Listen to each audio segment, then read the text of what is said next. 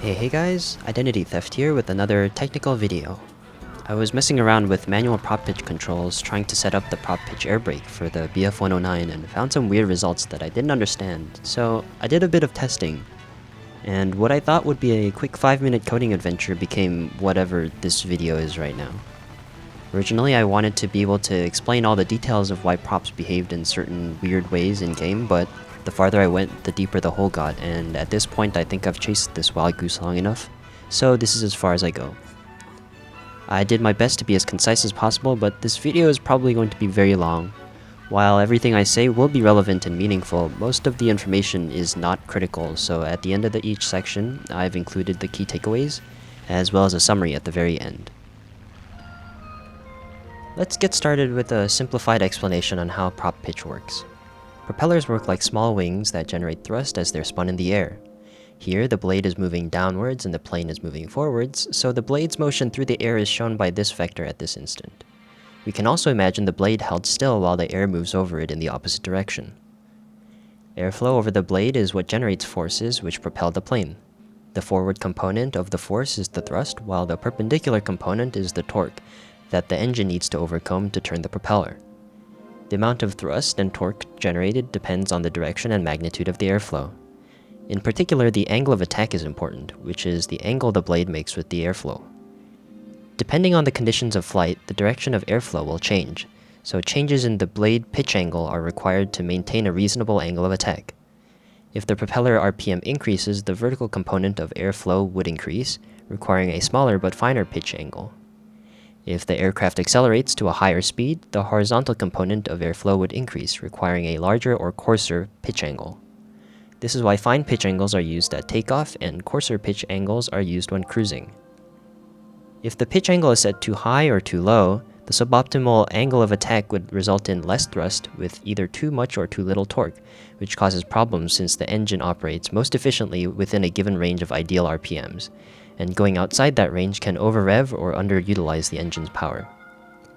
By default, most World War II planes have a pitch controller that automatically adjusts the prop pitch to fit the situation. Since it's difficult to find the actual angle of attack of a spinning propeller blade in real time, this controller instead sets a target RPM for the propeller to shoot for. If the current RPM is below the target, this means the propeller is spinning too slow due to excess torque, so the pitch controller will react by reducing the pitch angle to reduce torque. If the current RPM is above the target, the prop is spinning too fast from not enough torque, so the pitch controller will increase the pitch angle. This kind of controller is called a constant speed prop controller, and while it doesn't always optimize directly for angle of attack or thrust, it's a good balance between engine efficiency and ease of implementation. Usually it's best to leave the pitch controller on, but there are some situations where it can be beneficial to manually change the pitch. If your engine dies in battle and you need to glide back to base, your prop will be forced to spin from the air flowing over the blades, producing drag and reducing glide angle. This is called windmilling, since the propeller is behaving like a windmill or a pinwheel, dragging the plane back. To minimize this drag, the pitch angle can be set as high as possible, aligning the blades to face forwards and reducing the interference with airflow. This is called prop feathering, and some aircraft have a dedicated setting for this that sets the blade angles higher than normally accessible with auto pitch control. This windmilling effect can also be used to intentionally create lots of drag, such as when you need a makeshift air brake in a dogfight or a dive. The drag can be maximized by using small pitch angles to present a larger surface area to the airflow and letting aerodynamic forces spin the blade as much as possible to convert the most kinetic energy into rotational drag. The key takeaways from this are that a higher RPM requires a smaller prop pitch for efficient performance. A higher airspeed requires larger prop pitch for efficient performance. Aircraft typically use a constant speed prop controller which adjusts prop pitch to try and match a target RPM. Feathering fixes prop blades horizontally to minimize drag when the engine is off. And windmilling can be used to create drag for a makeshift air brake. Now let's take a look at how this is implemented in-game. There are 3 main kinds of pitch controllers in War Thunder. Fixed pitch, found on some interwar planes. German, found on World War II German props. And all other World War II props. Fixed pitch props can't change pitch angle since the blade is fused with the hub. German and non-German World War II planes both used constant speed prop controllers by default, but behave differently when you use manual pitch control. Let's start with non-German prop behavior. This graph shows a plot of how prop pitch changes depending on airspeed. I collected this data using the F4U4 by starting at max airframe speed and letting the plane decelerate while measuring the prop pitch, then doing the same thing starting at stall speed and letting the plane accelerate. Repeating this using different engine settings will show us how different engine settings and speeds cause the pitch controller to respond. The first test was done at 50% engine throttle using auto pitch control. These numbers indicate the engine RPM at this point, which we can see stays mostly around 1970 thanks to the constant speed controller adjusting the prop pitch to try and keep the RPM fixed to this target. We can see that as speed increases, the pitch angle becomes larger, which agrees with our previous takeaways. These next tests were done with 75% and 100% engine throttle. We can see that raising throttle increases the engine's power output, letting the engine target higher RPMs at around 2,440 and 2,800. We can also see that with higher throttle and higher RPM, pitch angle becomes smaller, which also agrees with our previous takeaways. This one is for 0% throttle, which has a few things to notice. First, the top part is flat because the maximum pitch allowed using auto control is 60 degrees. Secondly, the line looks different in shape. Other lines were pretty straight, but this one has a higher curvature. This is because at 0% throttle, the engine is providing no power to the propeller, so the spinning of the blade is being caused by windmilling and not the engine. Finally, there's this weird uptick. I'm not really sure why this happens. For 25% throttle, we get a similar graph to 0%, since at 25% throttle, the engine isn't strong enough to overcome the windmilling, so again produces no power at these speeds. There's also a flat part here since 26 degrees is the minimum prop pitch allowed by the controller. With the engine turned off, the pitch actually fixes itself to 60 degrees, kind of like an automatic feathering mode for the blade to minimize drag. WEP has target RPM of 2,800, which is the same as that of 100% throttle, but the line is actually higher than that of 100% since WEP uses water methanol injection to boost the power output. Higher power means that for the same RPM, the propeller can afford to bite into more air and can maintain a higher prop pitch. These next tests were done with manual engine control turned on, but still using automatic prop pitch control. I expected this to be the same as auto engine control, but for some reason the 0% line deviates significantly and doesn't have this end tick. I thought this was a fluke in testing, but I did multiple times and still got the same results. Not sure why. Now let's see how pitch changes when using manual pitch control. Here I'm using War Thunder's 100% prop pitch setting. This is 0% throttle, this is 25%, 50%, 75%, 100%, and WEP. Something that confused me initially was that I was expecting setting prop pitch percent to the highest number, 100%, would increase the pitch angle, while instead the opposite is true. Pitch angle decreased. The way manual pitch control actually works is it sets the target RPM to be the same as auto pitch 100% throttle, at 2,800 RPM. So no matter what speed or throttle, the pitch controller is trying to maintain 2,800 RPM. That's why at 100% and WEP, these lines overlap, since they both use 2,800 RPM on both auto and on this setting. That's also why as you increase throttle, prop pitch goes up instead of going down like it did for auto control. If you increase engine power but need to keep the RPM the same, the prop needs to bite into more air to generate more torque to stop the blade from increasing in speed. The 0% and 25% lines also overlap since they're both targeting the same RPM, while both windmilling due to lack of engine power. We can see a similar story play out for 50% prop pitch. This is 0% throttle, 25, 50, 75, 100, and WEP. The target RPM here is around 1995. We can compare these graphs to those of 100% prop pitch and see that reducing prop pitch percent has increased pitch angle.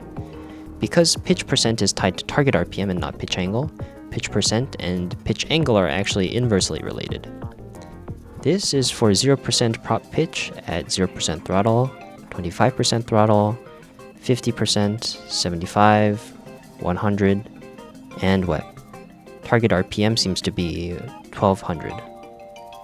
Also, the F4U4 is one of the planes that has a separate manual prop feathering setting which locks the blades to 80 degrees, no matter what the throttle, which looks like this. The F4U4 is the only non-German prop plane I tested, but unless I'm mistaken, this is how most other non-German prop controllers should behave, just with different numbers depending on the engine and prop. So the key takeaways here are that, for non-German props, in auto mode, the prop pitch uses constant speed control to try and maintain a constant RPM depending on the throttle. In manual mode, the prop pitch sets a target RPM depending on the manual setting. Pitch percent is inversely related to pitch angle, meaning that a higher War Thunder pitch percent means a higher target RPM, which means lower pitch angle. And a lower pitch percent means a lower target RPM, which means a higher pitch angle. Now let's take a look at German planes using the BF109K4 as an example. These are graphs using auto engine control, and they behave pretty much the same as non-German planes. You can see that the general trends are the same as the F4U4, it's just that the numbers are different because it's using a different engine and different prop. Next, I tested prop pitch when the engine is turned off. Recall in the Corsair, turning the engine off would automatically just set the pitch angle to 60 degrees, no matter what throttle or manual pitch settings were used. However, for German props, the constant speed controller is still active. The lines don't match up with the engine on, but the graph still follows the same general trend as before, just this time the prop is purely driven by windmilling. The target RPMs for the different throttle settings are still the same as when the engine is on though. This test is a little different. What I'm doing is starting at 0% throttle, then raising it very quickly to WEP, then repeating that over and over. Notice how, because the prop controller is not perfect and is trying to dynamically respond, it shows this underdamped behavior where it overshoots and wobbles until it gets to the right value. This will happen whenever the throttle or load on the prop changes, but it's especially apparent here, and for this specific setup, this behavior will be useful, as we'll see in a bit. Next are the tests using manual prop pitch control. For German props, the way this works is much simpler than for other World War II props. Setting the prop pitch percent directly controls the pitch angle of the blade. The minimum is 0 degrees and the maximum is 80 degrees, so you can manually set the blade to be at a fixed angle. Counterintuitively, the smaller War Thunder pitch percent setting gives a higher pitch angle and vice versa, just like before, so setting the pitch setting to 0% gives 80 degrees, while setting it to 100% pitch gives 0 degrees. So just like with the Corsair, the War Thunder pitch percent setting is inversely related to the actual pitch angle. The key takeaways for German props are that in auto mode, the prop controller uses constant speed control just like all other planes. When the engine is off, the controller is still active, and using manual pitch control sets the pitch angle directly, not the target RPM.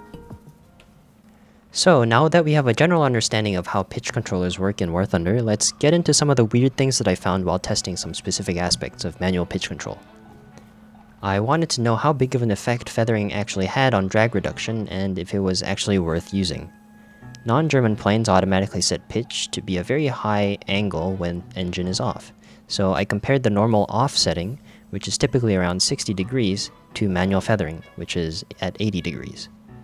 Now, there actually aren't that many single-engine props with a feathering setting.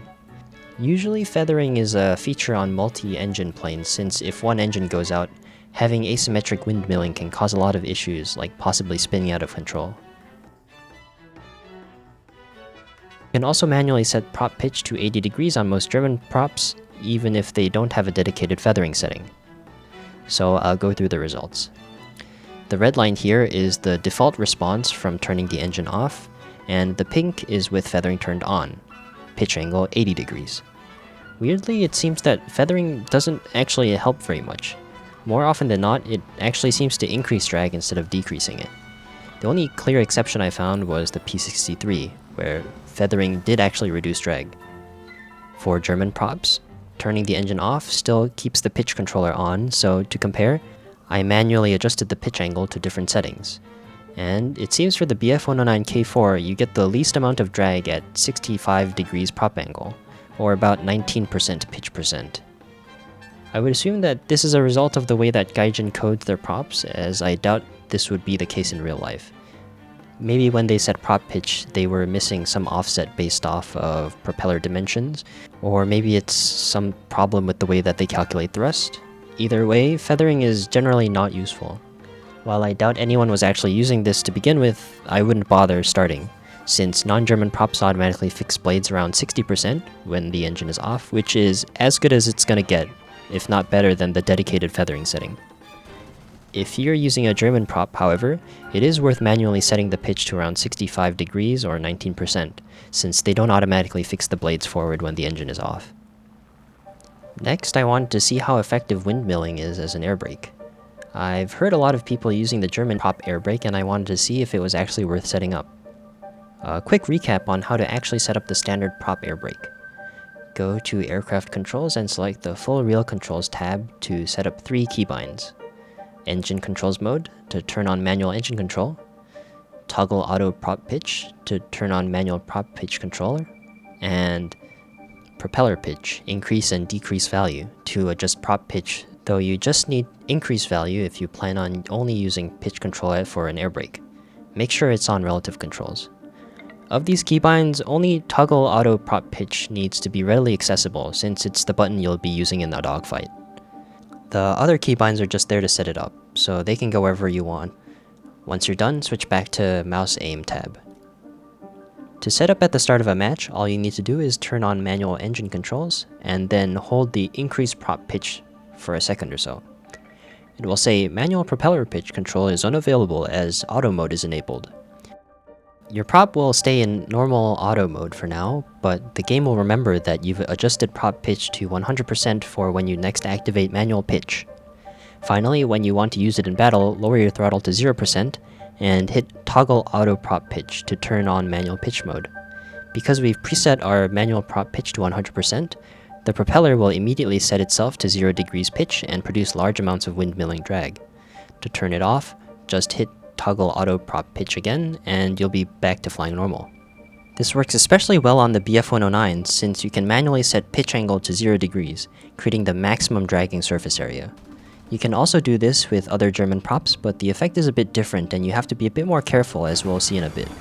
You can also still get some air braking effect on non-German planes, but it's not as strong since you can't manually set the pitch to as low as possible. For the Corsair, we saw that it only goes down to 26 degrees at its lowest. Now let's see how much of an actual effect this has. We'll test the F4U4 as a benchmark for non-German planes again.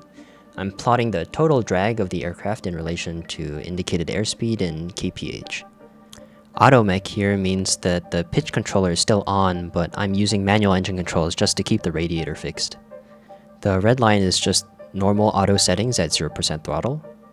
The orange line is opening the radiators to the maximum, which doesn't seem to have that much of an effect. The green line is the drag produced by having the gear extended. The Corsairs do famously have resilient landing gears that can be opened at 730 kph IAS, and they produce quite a lot of drag. The blue line is for using manual prop pitch at 100%, resulting in the smallest pitch angle. This is basically our prop air brake. It produces a reasonable amount of drag, but it's probably easier to just use the landing gear. Now onto the BF109K4. As a baseline, the K4 produces less airframe drag than the Corsair, but the max radiator is more draggy. The landing gear would probably produce good amounts of drag too, but unfortunately it rips at 360 kph, so it's not that useful.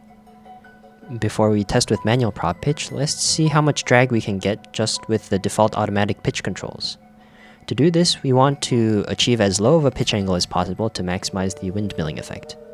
If we recall the pitch graphs for the BF109K4, we can see that we can reduce pitch quite a lot by turning the engine off and by starting at 0% throttle then quickly raising it to WEP, especially below 400 kph.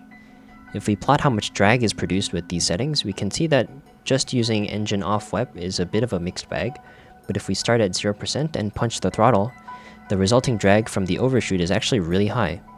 So if you're too lazy to set up manual engine controls, this could be a reasonable alternative method to pull off the prop airbrake. I'll be calling this method the burst prop airbrake. Next, using manual prop pitch, we'll test 100% prop pitch or 0 degrees pitch angle at 0 throttle. This is the way most people recommend using pitch airbrake, so I'm going to call this the standard prop airbrake. And it does indeed produce a lot of drag, especially at high speed, where the prop spins very fast from windmilling. However, we can actually do better by using 60% throttle instead of 0. You can use up to 68% throttle below 500 kph, but any more will cause the prop to spin too fast and will damage the engine. This drag increase comes from the fact that the prop is actually now powered by the engine, but instead of producing thrust by pushing air backwards, it's pushing air forwards like a fan, causing even more drag. I'll be calling this the improved standard prop airbrake. But there's still one last way that we can increase drag even further. By turning the engine off, we can decouple the engine from the prop, meaning that the prop can spin completely freely without any internal engine resistance that exists even when at 0% throttle. This lets the prop spin faster and go past the redline RPM without damaging the engine. So by setting the pitch to 100% at 0 degrees and turning the engine off, we can actually exceed the redline RPM of 3,200 and achieve up to double that at 6,400 RPM at high speeds. This basically doubles the drag to make it much more than you'll probably ever need. If you do use this as an airbrake, just make sure to turn auto pitch control on before turning your engine back on so you don't over-rev it. Because this requires both engine off and manual engine control, I'll be calling this the try-hard airbrake. For my testing, this is the setting that produces the most drag. I couldn't find anything more than this. So the takeaways are that for the BF109s, without manual engine control, you can get a burst of drag by turning the engine off, then raising throttle from 0 to WEP, which I'm calling the burst prop airbrake. With manual engine control, you can get consistent drag using 100% prop pitch at 0 degrees pitch angle and 0% throttle, the standard prop airbrake. You can easily improve the standard airbrake by applying 60% throttle to get even more drag, and you can get the most drag by using 100% prop pitch at 0 degrees with engine turned off, which I'm calling the try-hard prop airbrake. Other German props have the same fundamental mechanics as the 109s, but require a bit more care when trying to use the prop airbrake, since they tend to be more prone to over-revving. For the Anton Focke-Wulfs, the engine is especially prone to over-revving, so only use the standard prop airbrake below 450 kph.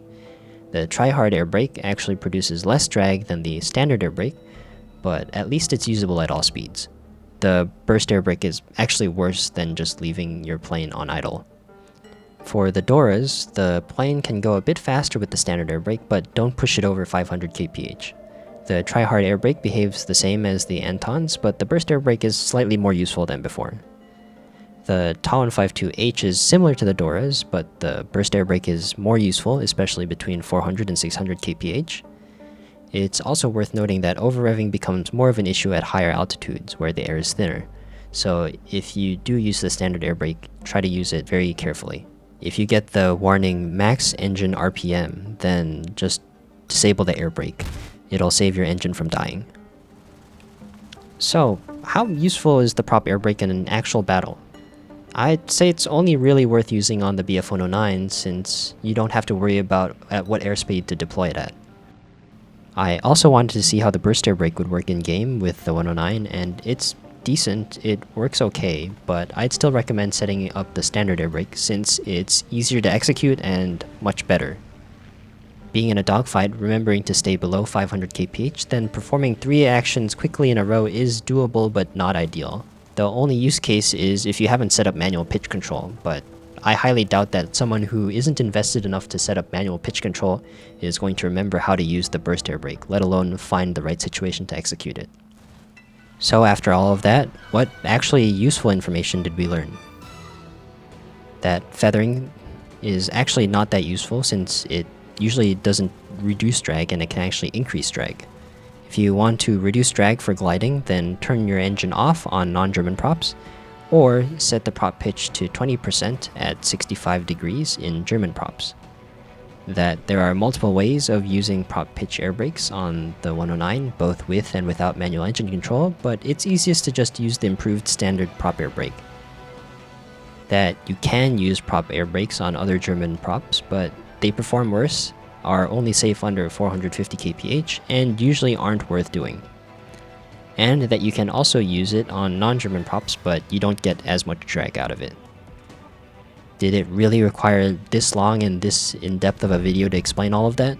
No. Was it worth the amount of time and effort that I spent on it? Probably not, but it's too late at this point. At the moment, there are more interesting videos I want to make, but this has been sitting on my to-do list for too long, and so I'm glad it's finally over. Anyways, that's all for now. Bye-bye.